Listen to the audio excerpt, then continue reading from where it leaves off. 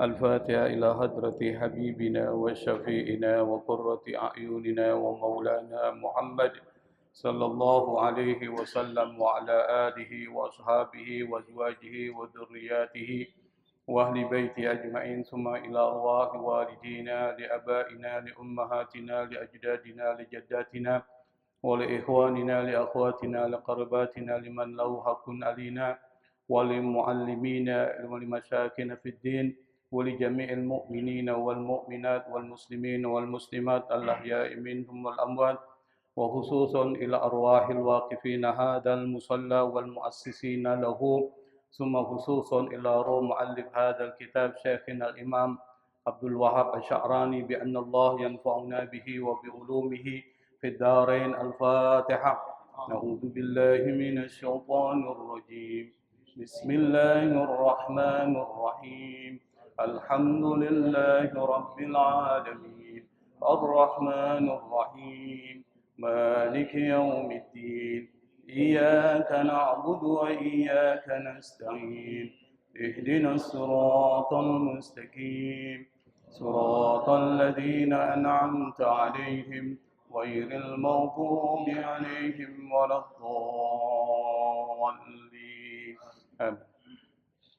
الحمد لله رب العالمين. اللهم صل وسلم على سيدنا محمد الفاتح لما أغلق والخاتم لما سبق ناصر الحق بالحق والهادي إلى صراطك المستقيم وعلى آله وأصحابه حق قدره ومقداره العظيم. سبحانك لا علم لنا إلا ما علمتنا إنك أنت العليم الحكيم ولا حول ولا قوة إلا بالله العلي العظيم. رب اشرح لي صدري ويسر لي أمري واحلل عقدة من لساني يفقهوا قولي. أما بعد. Ma'asyiral hadirin jamaah yang dimuliakan Allah Subhanahu wa taala. Pada kesempatan pertemuan sebelumnya kita membahas tentang satu hadis yang panjang riwayat Imam Muslim melalui jalur sahabat Nabi yang bernama Abdullah ibn Umar. Rasul pernah menceritakan nanti di akhir zaman akan muncul satu makhluk yang merupakan fitnah buat umat manusia, namanya Dajjal. Dia akan tinggal bersama umat Nabi Muhammad sallallahu alaihi wasallam, kata Nabi, fayamkusu arba'in, tinggal selama 40. Tidak disebutkan apakah itu 40 hari, 40 bulan atau 40 tahun. Setelah itu kemudian Allah mengutus Nabi Isa putra Maryam, yang kata Nabi kalau ingin lihat wajahnya maka bisa melihat kepada wajah Urwah bin Mas'ud, sahabat Rasul. Lalu kemudian kata Nabi, Nabi Isa mengejar dan membunuh Dajjal. Setelah Dajjal mati, maka kemudian manusia akan tinggal selama 7 tahun, yang dalam 7 tahun itu adalah tahun penuh dengan kemakmuran. Tidak ada dendam, tidak ada permusuhan. Setelah itu kemudian Allah mengirimkan angin dingin yang muncul min kibali Syam, dari arah Syam, yang kemudian akan mencari sekaligus mencabut nyawanya orang beriman, meskipun orang itu mungkin dalam hidupnya banyak kejahatan, tetapi kalau dalam hatinya masih ada sebiji sawi iman dan kebaikan, tetap akan dimatikan oleh Allah Subhanahu wa taala melalui angin yang dingin tersebut. Lalu yang tersisa siapa? Yang tersisa itu adalah syirarun nas, orang yang jahat. Yang kita sudah jelaskan, mereka ini jahatnya itu sudah kelewatan. Bahkan setan kemudian dalam bentuk manusia datang kepada mereka, memerintahkan mereka itu untuk menyembah berhala. Yang disebut berhala ini tidak harus dipahami berhala seperti patung. pangkat, jabatan, harta itu juga merupakan berhala kalau itu dituhankan. Maka kata Nabi, orang tersebut karena mengikuti setan, maka rizkinya bagus, melimpah. Kehidupannya penuh dengan kesenangan. Nah, kalau Bapak mau hidupnya melimpah, kesenangan ikut setan, Pak. Kan begitu kan kesimpulannya. Ikut setan kenapa? Korupsi, nipu, kan gitu kan. Tapi karena kita Islam punya aturan, maka enggak mungkin kita akan melakukan perbuatan itu.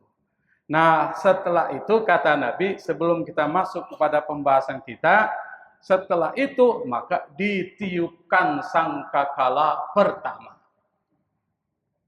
Sangkakala pertama yang pertama kali mendengar adalah seorang yang sedang membetulkan atau menambal kolam untanya. Itu yang pertama kali mendengar. Setelah dia meninggal, mati dia. Dan semua manusia pun mati.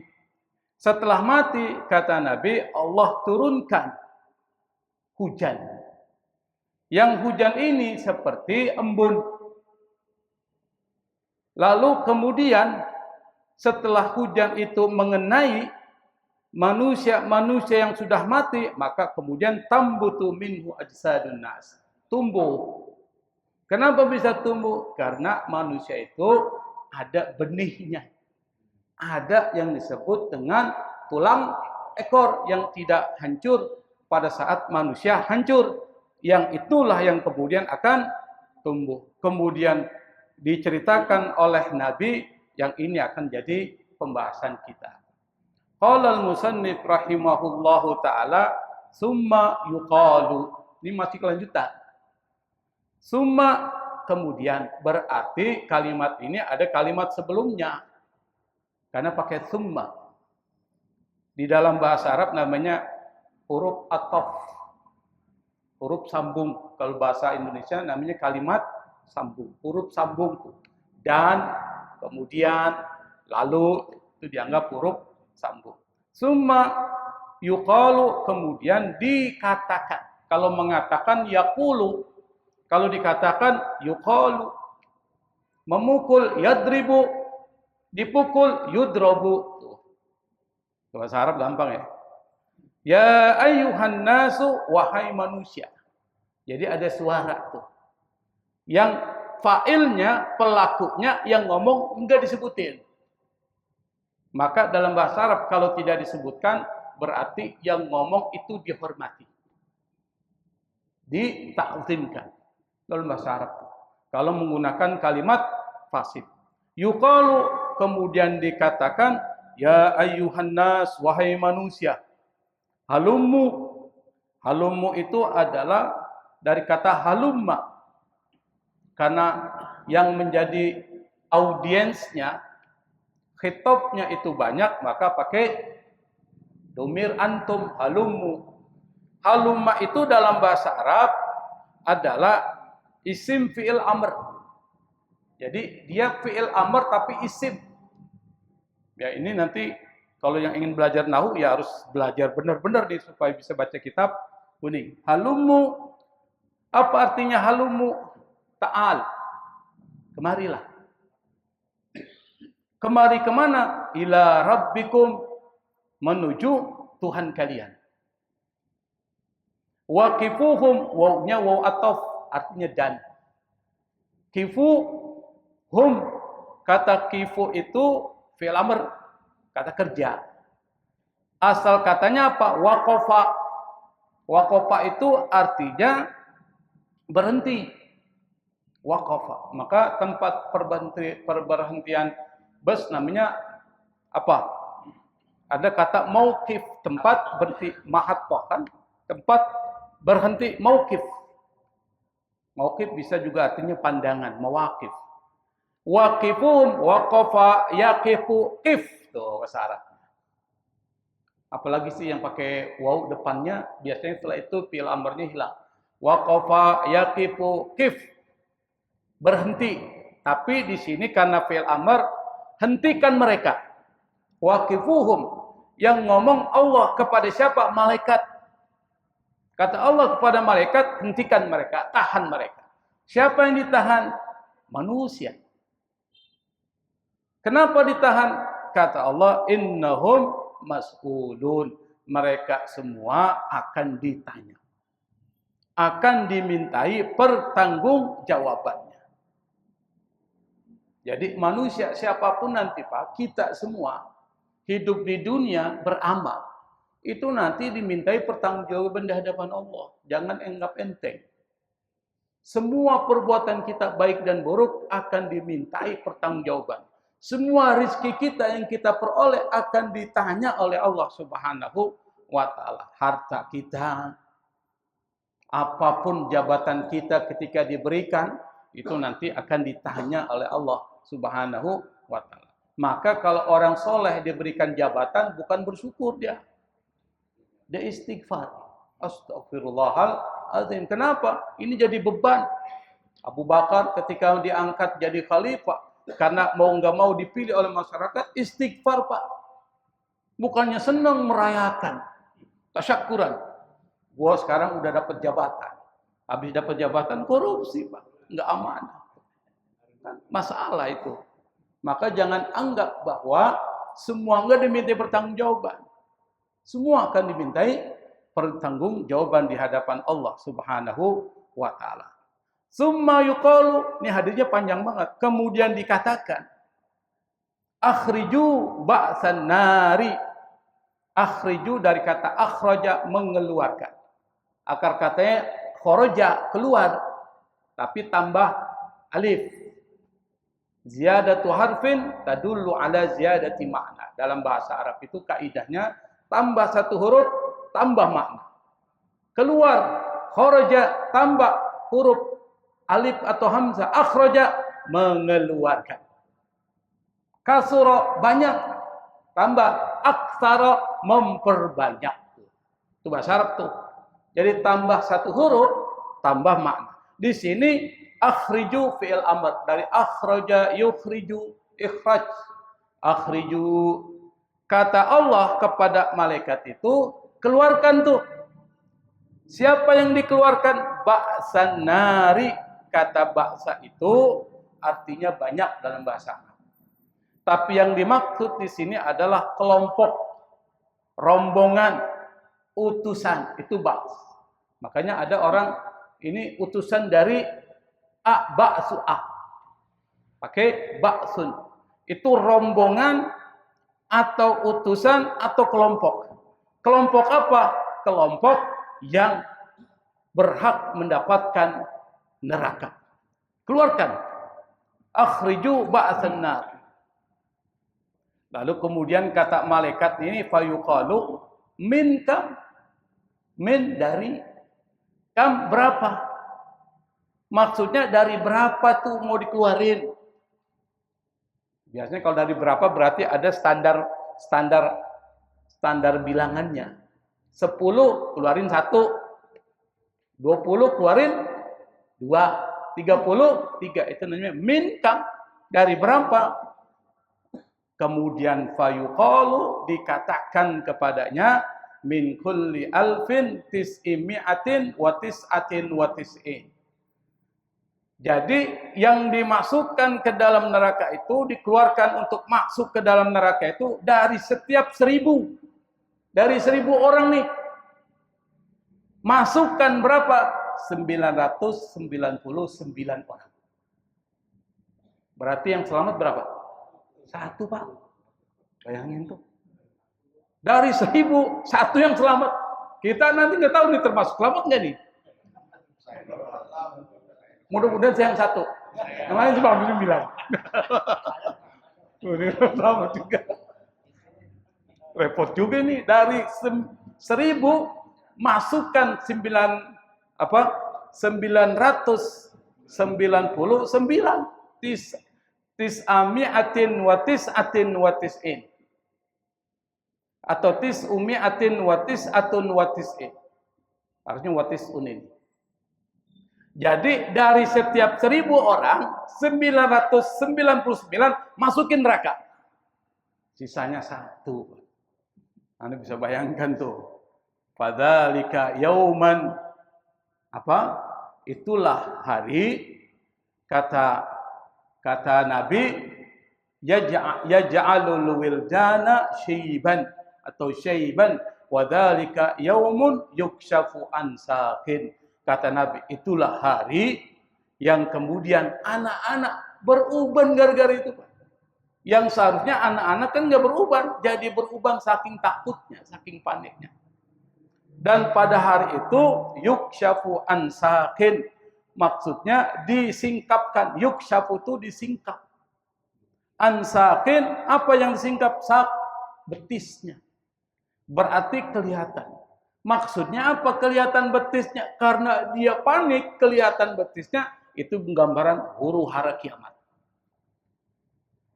Maka kalau kita lihat dari hadis ini, karena yang masuk neraka lebih banyak daripada yang masuk surga, maka hidup ini jangan main-main. Jangan santai, karena dunia bukan tempat santai. Dunia itu tempat amal, bukan daru roha, tapi daru amal. Bukan tempat istirahat. Nanti istirahat di akhirat. Tempat istirahat itu di akhirat. Di mana kita berharap surga. Karena nggak ada capek, nggak ada lelah. Apa yang diinginkan ada. Kalau dunia capek, daru ta'ab. Anda kalau mau makan nasi goreng repot, Pak. Repot nggak? Repot makan nasi goreng. Gimana? Apa langsung ada tuh nasi goreng depan kita? Masak dulu. Sebelum masak, beli beras dulu. Beli beras di mana? Di Bintang Mas. Bawa motor. Motor nggak ada bensinnya. Beli bensin. Bensin, ngantri, Pak. Ngantri itu kan. Naik lagi. Balik, beli beras. Langsung jadi nasi goreng nggak? Enggak. Dimasak dulu nasinya. Habis masak berapa menit itu? Lama tuh. Habis masak, jadi nasi goreng nggak? Enggak. Didinginin dulu. Lalu kemudian siapin penggorengan. Minyaknya nggak ada. Pergi dulu ke warung. Beli minyak. Kemudian bumbunya. Waduh, capek, Pak. Capek. Makanya lebih enak jangan masak lah. Beli aja. Repot, Pak. Gampang beli aja. Artinya apa? Capek. Makanya dunia itu bukan tempat istirahat. Anda harus beramal. Sekecil apapun amal itu, lakuin, Pak, kalau itu kebaikan. Apalagi ada majelis-majelis ilmu hadiri, Pak. Karena yang paling banyak memasukkan seseorang ke dalam surga itu majelis ilmu. Kan Nabi yang bilang, setiap langkah kita untuk menuntut ilmu, satu langkah kaki kanan, Allah hapuskan dosa-dosa kecil kita. Langkah kaki kiri, Allah angkat derajat kita. Kemudian kata Nabi, man salaka yaltamisu fihi ilman, barang siapa yang cari jalan, dicari jalan untuk menuntut ilmu, sahalallahu lahu tariqan ilal jannah. Allah permudah jalannya menuju surga. Itu majelis ilmu. Kenapa majelis ilmu penting sampai banyak hadis-hadisnya? Karena Allah ingin kita ini semua masuk surga. Maka Allah kasih petunjuknya. Untuk bisa masuk surga harus ngerti ilmunya. Untuk dapat ilmu harus ngaji. Maka ngaji penting. Jangan sampai nanti kita baru mau ngaji, gurunya udah nggak ada. Nggak ada yang jadi guru, Pak. Kenapa? Nggak ada yang punya ilmu. Repot itu. Untungnya masih ada orang-orang yang Allah berikan tugas untuk bisa mengajar. Tapi yang namanya guru kan nggak sempurna, Pak. Jangan anggap guru itu seperti nabi. Guru itu manusia, kadang salah, kadang lupa, penerus Nabi. Nah, kita lanjutin. Karena yang masuk neraka lebih banyak daripada masuk surga, sekali lagi, perbanyak kebaikan. Fastabiqul khairat. Allah sudah suruh tuh berlomba-lomba paling depan ente ngelakuin kebaikan. Kalau ada terkait dengan persoalan pembangunan masjid, ente paling depan. Kalau ada terkait dengan persoalan sedekah, saya yang paling depan tuh begitu. Itu harus paling depan. Itu namanya fastabiqul khairat. Jangan depan doang. Kalau depan doang sih itu nyari panggung. Depan doang nyari panggung. Pas ada panggung, dia duluan ke depan. Pas panggungnya belum ada, dia di belakang terus. Ada nggak begitu, Pak? Ada ya. Tapi di sini nggak ada. Ada? Nggak ada. Ada yang begitu kan? Sebelum panggungnya ada, dia di belakang. Pas ada panggung, ke depan dia. Tapi bukan kita. Orang sana tuh, orang luar. Wa fi riwayatin, dalam satu riwayat, berarti riwayat ini nggak dikenal ya, karena di sini pakai nakirah. Wa fi riwayatin, dalam satu riwayat, fa dzakaral haditsa ila an qala, penulis kitab ini menyebutkan satu hadis. Ila, sampai, an qala, perkataan. Berarti disebut itu sampai perkataan ini.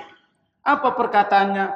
Summa, kemudian, yunzilullahu, Allah menurunkan, minas sama'i, dari langit. Apa yang diturunkan? Ma'an, air. Maksudnya air hujan. Setelah air hujan diturunkan Allah, apa yang terjadi? Fayambutuna, mereka tumbuh. Nabat. Nabata, tumbuh. Yambutu, kalau hum, baik mereka, maka mereka tumbuh. Seperti apa tumbuhnya? Kama yambutul baqlu, seperti tumbuhnya sayur mayur, tumbuh-tumbuhan atau tanam-tanaman. Itu namanya baqal. Kalau tanam-tanaman, Pak, tumbuh-tumbuhan ditanam itu cepat tumbuh. Beda kalau kita nanam kayu sama pohon tuh. Pohon-pohon besar tuh lama. Tapi kalau sayur-sayuran, kira-kira berapa bulan udah kita panen? Berapa? Misalnya Bapak nanam pohon sawi, cepat tumbuh tuh. Pohon bayam, cepat. Kangkung apalagi. Itu nggak sampai 6 bulan udah tumbuh tuh. Udah bisa dipanen, dipetik tuh. Apalagi toge. Tinggal lempar aja tuh kacang hijau, taruh air, muncul tuh toge. Tumbuh, cepat tuh. Nah, kata Nabi, tumbuhnya manusia kena air hujan setelah tiupan pertama itu membuat bangkitnya sesuatu yang sudah mati, itu seperti cepatnya bangkitnya seperti gambaran sayur mayur yang ditanam tuh. Berarti cepat banget tuh tumbuhnya. Lalu di sini disebutkan walaisa syai'un minal insani, tidak ada sesuatu dari manusia illa wa yabla, pasti dia akan hancur. Kecuali orang yang dikehendaki, Pak, enggak akan hancur. Siapa? Kita udah bicarain tuh, para syuhada, para nabi dan rasul, itu jasadnya enggak hancur. Dan muadzin yang ikhlas. Tetapi muadzin yang ikhlas ini bukan cuma sekedar azan, tapi akhlaknya juga bagus. Perbuatan-perbuatan wajib dilaksanain, sunnah dilaksanakan. Itu muadzin ikhlas, bukan cuma muadzin doang, tapi dia punya karakter yang bagus, sama orang juga nggak banyak masalah. Itu maksudnya. Illa azman wahidan, kalau manusia itu hancur, kata Nabi, satu yang nggak akan hancur. Azman wahidan, satu tulang. La ta'kuluhul ardu abadan. La, tidak, ta'kuluhu, dimakan.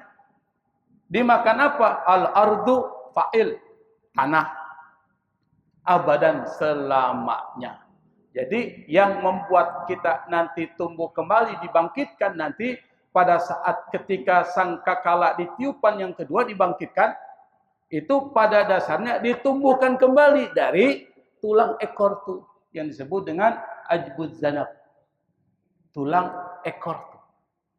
Makanya nanti yang dibangkitkan bukan tubuh yang baru, tapi tubuh yang lama yang kita pakai pada saat hidup di dunia. Ini yang dibangkitkan. Jadi nggak dibilang diciptakan apa kulit yang baru, daging yang baru. Berarti nggak adil dong Allah. Kenapa nggak adil? Loh, yang baru itu belum melakukan perbuatan jahat.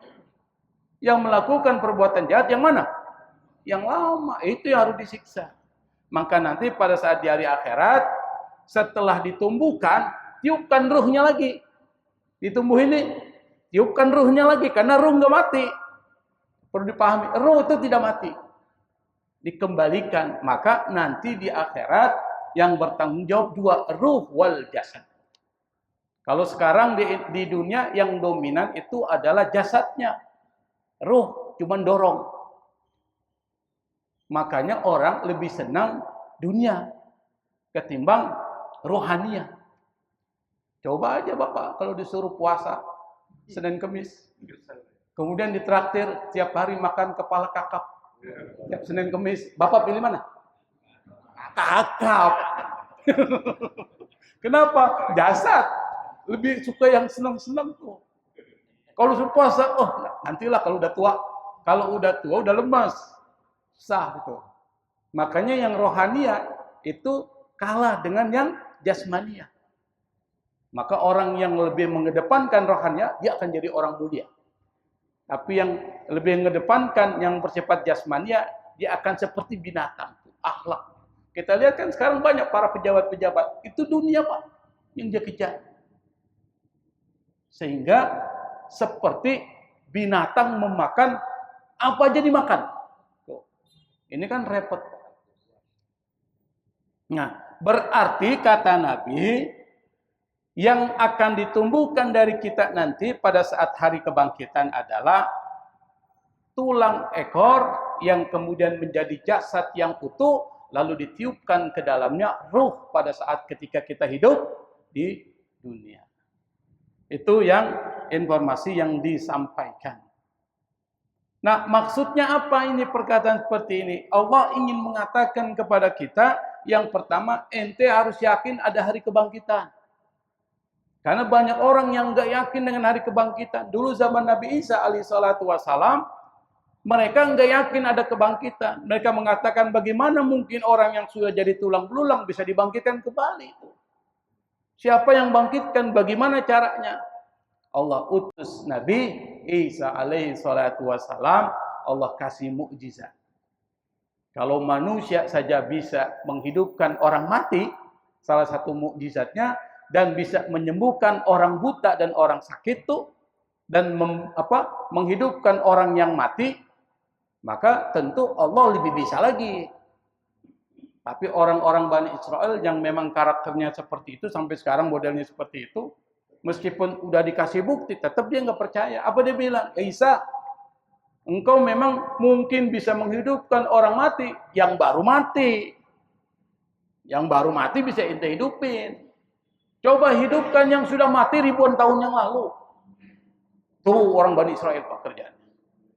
Nabinya dilawan. Bahkan dibunuh. Apa kata Nabi Isa? Karena orang-orang yang hidup pada zaman Nabi Isa itu banyak nggak percaya kebangkitan. Hari kebangkitan. Akhirnya Nabi Isa bilang sama mereka, tunjukkan satu makam yang paling tua. Ya, ditunjukkanlah makam Sam bin Nuh, anaknya Nuh. Nuh ini kan termasuk Nabi setelah Nabi Adam. Nabi Syed, Nabi Nuh, kan begitu. Akhirnya ditunjukin, nih makamnya nih, ribuan tahun yang lalu, Pak. Bisa nggak ente hidupin nih? Nabi Isa, ya karena dia Nabi, pasti dia akan bisa menghidupkan dengan izin Allah. Sholat 2 rakaat. Jadi para nabi itu, mereka sholat seperti kita sholat. Kalau ada yang nanya sama saya, gimana sholatnya para nabi? Seperti kita sholat, saya bilang. Karena apa? Sumbernya sama Allah. Masa sumbernya sama, perintah sholatnya beda-beda? Kan nggak masuk akal. Tauhidnya aja sama, la ilaha illallah. Maka sholatnya juga sama, cuma waktunya yang beda. Akhirnya setelah sholat 2 rakaat, setelah selesai salam, angkat tangannya, ya Allah, hidupkan kembali Sam bin Nuh dengan izinmu. Terbelah tuh, kuburnya terbelah, Pak. Pas terbelah, bangun tuh orang bangkit, Pak. Tetapi yang bangkit itu rambutnya langsung putih berubah. Rambutnya langsung putih berubah.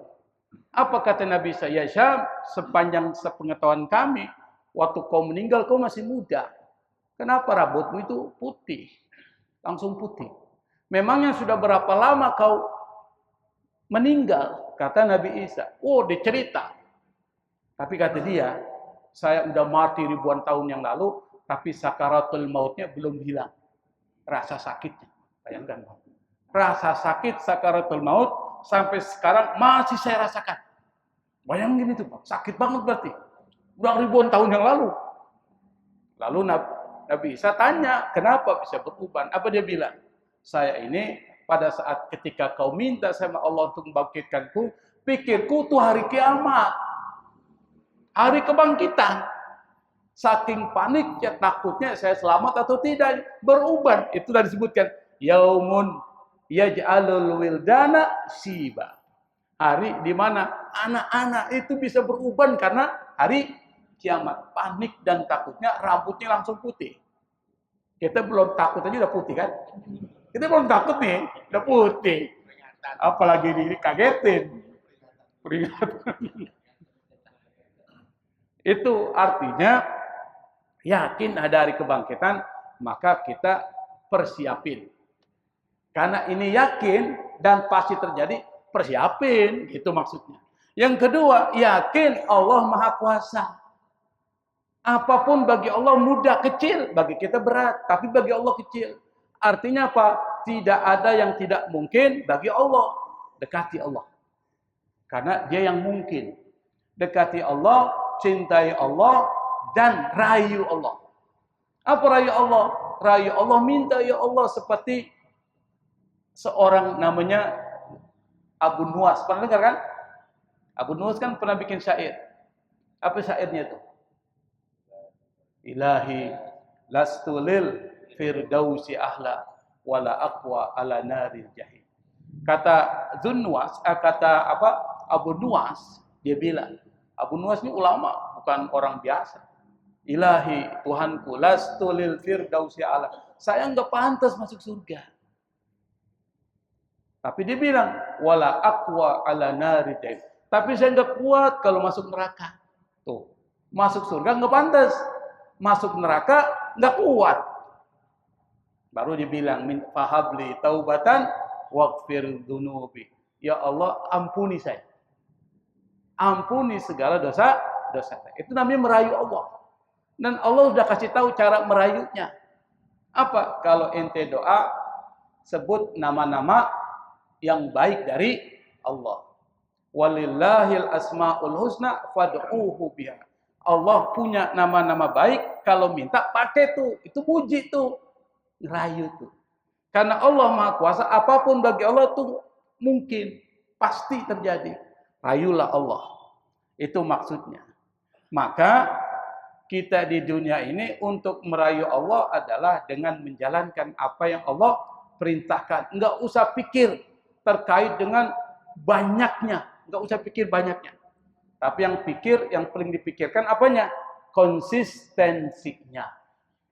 Sholat tahajud 2 rakaat konsisten. Enggak lepas. Itu bagus, Pak. Daripada sholat malam Jumat tahajud 20 rakaat. Besokannya tidur. Ya itu enggak konsisten tuh namanya. Kecapean 20. Besokannya capek gue. Harus bagusnya 2 atau kalau bisa tambah 4 rakaat. Silakan. Yang penting dawam atau rutin. Kita lanjut. Waruya marfu'an, diriwayatkan dalam satu hadis marfu'an, maksudnya bersambung sampai Rasulullah. Kata marfu' itu dalam bahasa hadis artinya hadis yang sampai kepada Rasul. Anna Rasulullah sallallahu alaihi wasallam qala, Rasulullah bersabda, berkata, ma bainan nafkhataini arba'un. Ma bainan nafkhataini arba'un. Kata Nabi, di antara 2 tiupan, sangkakala 1 dan sangkakala 2, jaraknya berapa lama? Arba'un. 40. Qalu, lalu para sahabat bertanya, ya Aba Hurairah, ya Aba Hurairah, wahai Abu Hurairah, arba'ina yauman, maksud ente 40 hari. Qala abaitu, kata Abu Hurairah, wah saya nggak bisa jawab. Abaitu. Maksudnya saya nggak mau jawab berapa hari. Lalu para sahabat nanya lagi, mungkin arba'una syahran, 40 bulan. Kata Abu Hurairah, abaitu, saya nggak mau jawab. Yang penting arba'un katanya. Lalu kemudian ditanya lagi, arba'ina aman atau 40 tahun? Kata Abu Hurairah, abaitu, saya enggak mau jawab. Wa qad jaa, ada yang mengatakan satu riwayat, anna bainan nafqataini arba'ina aman. Antara dua tiupan itu 40 hari. Maka kalau kita mau mengambil di antara pendapat itu, maka bisa kita bilang 40 tahun. Arba'ina aman, 40 tahun. Berarti kita tarik aja. Boleh jadi karena ada riwayat lain yang mengatakan 40 tahun. Kenapa Abu Hurairah tidak mau menjawab? Karena Abu Hurairah tawaduknya tinggi. Orang kalau berilmu biasanya tawaduknya tinggi. Tapi kalau nggak ada ilmunya, Masya Allah. Mencak-mencak dia. Baru jurus 1 sudah ngajakin ribut orang. Tuh. Baru ilmunya sebentar, udah bid'ahin orang. Udah ngafirin orang. Itu banyak begitu, Pak. Karena apa? Belum tinggi ilmunya. Ada seorang ulama, Buya Hamka. Pernah dengar ya? Buya Hamka ini dulu, sebelumnya, enggak kunut, Pak. Enggak kunut. Pada saat akhir kehidupannya, dia kunut. Melaksanakan kunut. Dan dia nulis satu buku tentang risalah kunut. Ditanya, kenapa kau berpindah? Dulu, kalau bahasa orang Betawi, gua ilmunya masih cetek. Jadi masih pakai dalil yang nggak pakai kunut. Setelah gue baca dalil-dalilnya nih, ternyata yang kuat dalil yang menyuruh kunut subuh. Mazhab Syafi'i. Artinya apa? Orang kalau sudah berilmu, nggak ada rasa gengsi untuk beralih. Karena ilmunya sudah naik. Maka belajar itu tujuannya bukan kita ta'assub sama orang. Sama orang itu kita ta'assub banget. Pokoknya kalau dia ngomong bener udah. Yang lain salah. Jangan, Pak. Ilmu itu harus dibandingkan antara satu guru dan guru lain, ambil yang pasti. Nah, contoh malaikat. Malaikat ini kan pernah Allah suruh. Bayangkan malaikat, Pak, makhluk paling mulia. Ketika dia bilang sama Allah, ya Allah, kenapa kau akan jadikan Adam sebagai khalifah? Dulu kau ciptakan makhluk, itu banyak masalah itu. Kata Allah, a'lamu ma la ta'lamu. Saya lebih tahu dari kalian. Akhirnya kemudian diciptakan Adam, diajari Adam itu. Wa 'allama Adamal asma'a kullaha. Diajari Adam tentang ilmu-ilmu. Lalu kemudian aradahum 'alal malaika. Lalu Allah kasih ke malaikat, coba ente sebutin tuh nama-nama itu. Apa kata malaikat? Subhanaka la ilma lana illa ma 'allamtana innaka antal alimul hakim. Itu jawaban yang rendah hati. Maha suci engkau ya Allah, kami enggak punya ilmu kecuali yang kau ajarkan kepada kami. Makanya kemudian ayat ini, petikan ini menjadi satu wiridan yang dipakai oleh para ulama pada saat mau belajar, pada saat mau mengajar. Ini jadi wiridan. Kenapa? Supaya Allah tambahkan lagi ilmu. Malik bin Anas. Bapak tahu Malik bin Anas? 1.300 hadis dia hafal. Nulis kitab Muwatta. Datang orang dari kampung sana diutus untuk nanya sama Imam Malik bin Anas. Imam Malik bin Anas gurunya Imam Syafi'i. Imam Syafi'i belajar kepada Imam Malik sampai 9 tahun. Datanglah orang ke Imam Malik, nanya 40 pertanyaan. 40. Yang dijawab cuma 2. Berarti yang kejawab berapa? 38. Yang 38 kata Imam Malik, ana la adri, saya tidak tahu. Kalau enggak tahu jawabannya, enggak usah jawab. Kita ini kan banyak ustadz-ustadz, mohon maaf, enggak tahu jawabannya, ngaco dia jawab. Enggak bisa bedakan mana qadha, mana qasar. Ada yang begitu, Pak. Qadha dan qasar dia enggak bisa bedain. Sudah tampil di TV, bicara tentang agama, ditanya salah jawabnya, kan bermasalah. Makanya kalau di negeri-negeri Arab, Timur Tengah, Mesir, enggak semuanya orang menjawab pertanyaan. Itu biasanya ada tanda-tanda keulamaan itu. Kalau kita semuanya bisa jawab tuh. Penyanyi dangdut, jadi ustaz. Ditanya, jawab dia. Ngawur semua. Enggak belajar nahu, enggak belajar sorok, enggak ngerti ilmu hadis, jawab semua. Repot, Pak. Indonesia ini apa aja pun banyak pengikutnya. Indonesia ya, nabi palsu aja ada pengikutnya. Nabi palsu tuh banyak pengikutnya. Nah, kata arba'in dalam bahasa Arab itu, dalam tradisi bahasa Arab, artinya angka sempurna. Makanya dalam Al-Quran sering disebutkan arba'in. Nabi Musa munajat sama Allah, sebelumnya puasa. Berapa hari puasanya? 40 hari. Bani Israel tersesat di padang Tih namanya, yatihuna fil ard arba'ina sana. Tersesat di padang Tih selama 40 tahun. Manusia matang pada usia 40 tahun. Ente nggak akan berubah tuh akhlaknya kalau umur 40 tahun nggak berubah. Ya kan? Barang siapa yang sudah sampai 40 tahun kata Nabi, tapi tidak kebaikan tidak mengalahkan keburukannya, fal yatabawwa maq'adahu minan nar. Maka siapin aja tempatnya di neraka. Maka kalau ada 40 tahun orang nggak berubah, hati-hati Pak. Jadi arba'in. Rasul diutus umur berapa? 40. Jadi 40 itu bilangan sempurna. Orang udah matang. Tetapi dalam dalam hadis ini tentang arbaun itu arbaunnya arbaun hakiki, bukan majasi. Maksudnya apa? 40 yang 40. Kalau kita mau pilih 40 hari, 40 bulan atau 40 tahun, maka kita ambil 40 tahun. Kenapa? Karena ada riwayat lain yang menjelaskan itu. Kita lanjut ya. Nggak apa-apa kan? Babun fi qaulihi ta'ala, pembahasan tentang apa? Ayat Al-Quran. Ayat surat Az-Zumar ayat 68.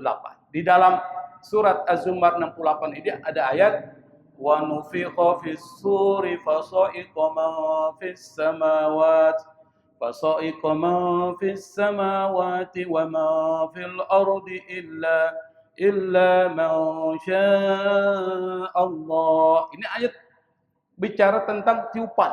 Wa nufikha, ditiupkan, fisur, sangkakala itu setelah ditiupkan apa yang terjadi? Fasa'iqa, tiupan pertama orang pada mati. Fasa'iqa man fis samawati, maka mati orang yang ada di langit, maksudnya makhluk langit, wa man fil ardi, dan makhluk yang ada di bumi. Tiupan pertama.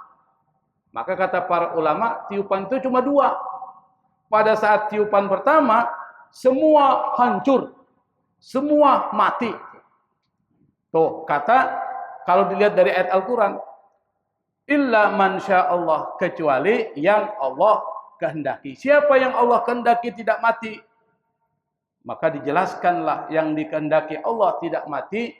Yang pertama para nabi. Jadi para nabi nggak mati. Kemudian orang yang mati syahid, dan para malaikat utama Jibril, Mikail, Israfil, malaikat maut. Kalau malaikat Jibril mati repot Pak. Ya kan? Apalagi yang mati malaikat Israfil yang tiup trompet. Dan tiup pertama mati dia. Yang kedua siapa yang tiup? Bingung kan? Nggak mati. Malaikat maut juga enggak. Yang matiin siapa? Maka nanti pada saat yang terakhir, sisanya tinggal malaikat maut datang ke hadapan Allah. Apa kata malaikat maut? Yang masih ada enggak? Tinggal saya sendiri ya Allah. Cabut nyawamu sendiri. Akhirnya dicabut. Nanti setelah dicabut, ditiupkan lagi sangkakala kedua, maka yang mati bangkit lagi. Tuh. Hah?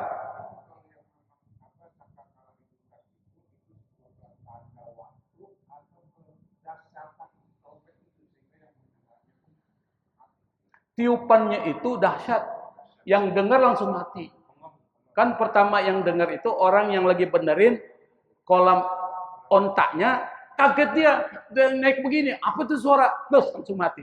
Semua yang dengar langsung mati. Maka Hancur semua alam semesta ini, yang langit, bintang-bintang tuh hancur, Pak. Kemudian semuanya pada mati. 40 tahun tersisa. 40 tahun tersisa. Habis 40 tahun, tiup lagi sangkakala kedua. Yang mati itu bangkit kembali, nanti kemudian dikiring ke satu padang namanya mahsyar. Di situ dia nunggu yaumul hisab, hari perhitungan. Itu alurnya seperti itu. Tapi kita lanjutin sedikit lagi supaya lengkap ini. Wa qad ikhtalafan nasu fil mustasna man huwa. Para ulama berbeda pendapat tentang siapa yang dikecualikan. Man huwa, siapa dia? Faqila, ada yang mengatakan al-anbiya'u alaihimus salatu wassalam, para nabi. Waqila asy-syuhada, ada yang mengatakan orang mati syahid. Wa qala Syekhu Abul Abbas Al-Qurtubi, seorang ulama yang bernama Abul Abbas Al-Qurtubi, ulama dari Cordova, was-sahihu annahu lam yarid fi ta'yinihim khabarun sahihun wal kullu muhtamalun. Yang benar kata orang ini, ulama ini, tidak ada lam yarid, tidak ada fi ta'yinihim, untuk menentukan siapa yang dikecualikan. Khabarun sahihun, tidak ada hadis yang sahih. Wal kullu, semua hadis yang bicara itu muhtamalun. Artinya apa muhtamalun? Muhtamalun itu artinya masih terbuka kemungkinan. Maka kalau kita tanya siapa yang dimatikan, dua pendapat. Pertama, pendapat yang mengatakan yang dikecualikan para nabi, orang syuhada. Pendapat yang kedua mengatakan tidak ada yang hadis yang menentukan terkait dengan yang dikecualikan oleh Allah Subhanahu wa taala. Saya pikir ini yang bisa saya sampaikan, insyaallah pada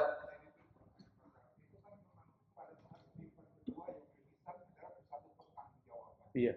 Tapi orang yang berbuat dolim seperti tadi contohkan orang korupsi, pada saat itu dia bertobat, apakah pada saat itu juga kebaikan dan dolimannya itu bisa dipertanggungjawabkan? Nanti ada hari perhitungan. Jadi kalau memang dia sudah diampuni oleh Allah, maka dia akan beruntung tuh. Karena orang yang diampuni Allah ada orang yang beruntung. Maka nanti perhitungannya banyak kebaikan. Nah kalau banyak kebaikan nanti ditimbang tuh. Timbangannya dua.